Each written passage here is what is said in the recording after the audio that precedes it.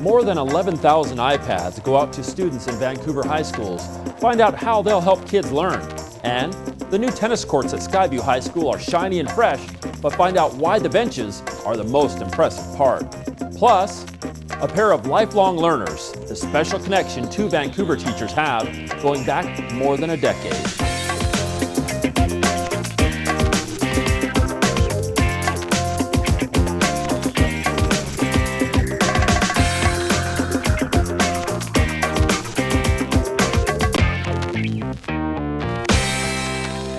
Hello and welcome to Inside Vancouver Public Schools. I'm Chad Young. Vancouver takes its next step into the future of education as it rolls out iPads in all of its high schools. Nick Vole went down to Hudsons Bay to check it out. Every student at Hudsons Bay High School files through the gym. Their reward? A new iPad for schoolwork. The process starts here outside the gym. Students hand in their student body cards, get a slip, and then they head inside the gym. Step 2, students hand in their slips, they get scanned, and then they have iPads. Next step, power supply. The final stop, training. Students learn how to log in and use their iPads, and from here, they're let loose into the classroom to begin using them. It's a logistical challenge to get iPads to this many kids, but the IT team and school staff have it down pat. Now, it's about changing how students learn, and kids are eager to try. Technology is a huge part of learning now and just part of careers in general, so it's probably better that we start learning now while we're in high school.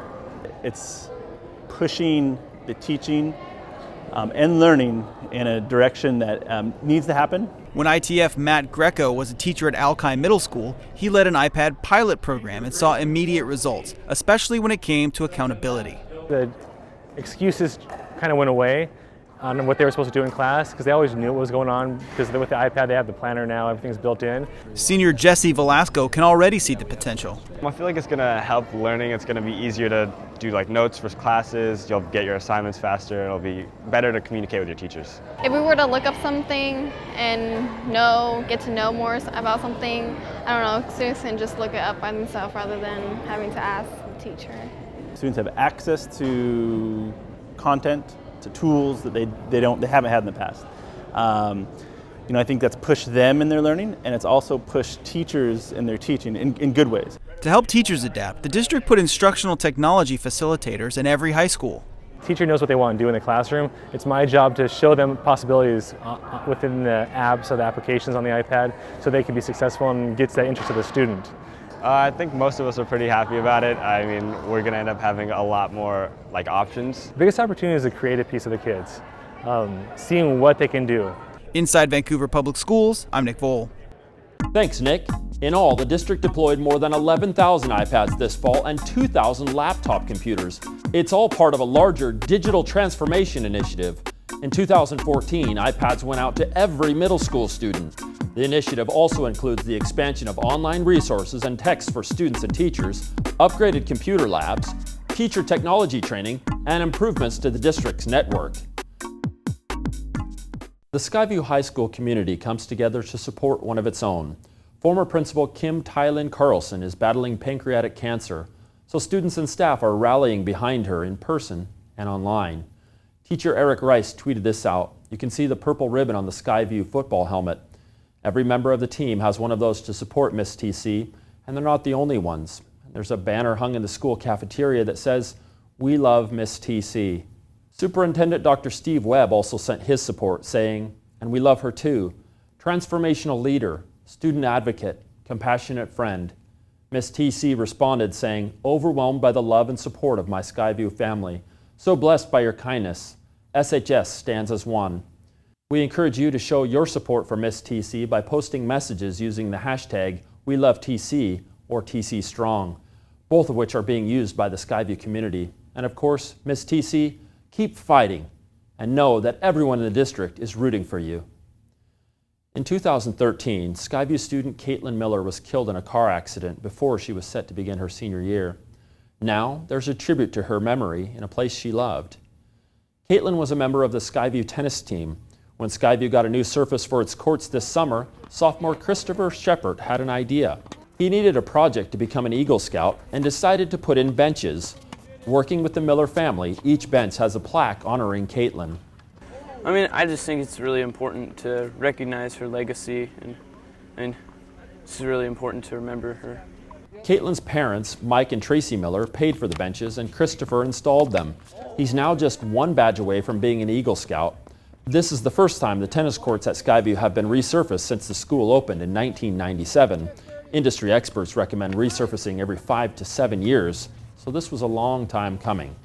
Community members have a chance to get inside the classroom at the first Patron Tour of the year.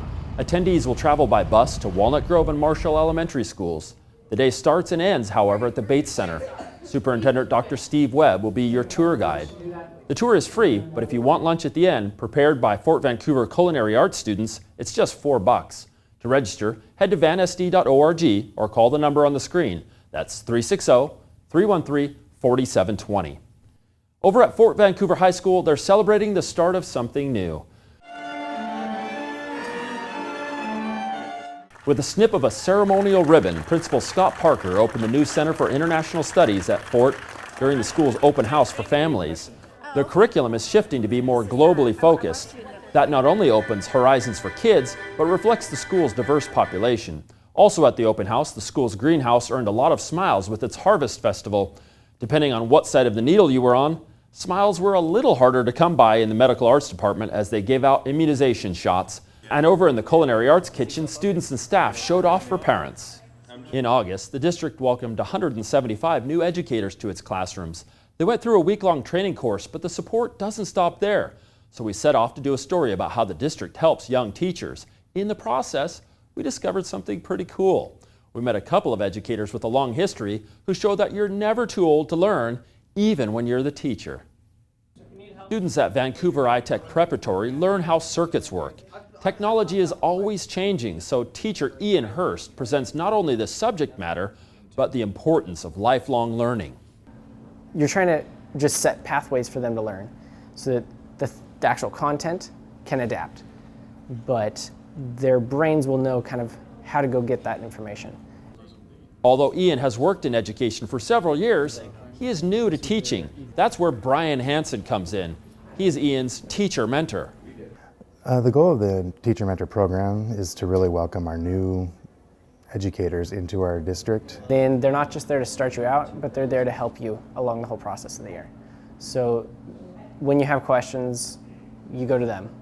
They kind of just have your back. This isn't the first time Brian has had Ian's back. He used to be my teacher back when I was in high school. He was my speech and drama teacher at Fort Vancouver. That was back in 2004, before Brian and Ian had beards.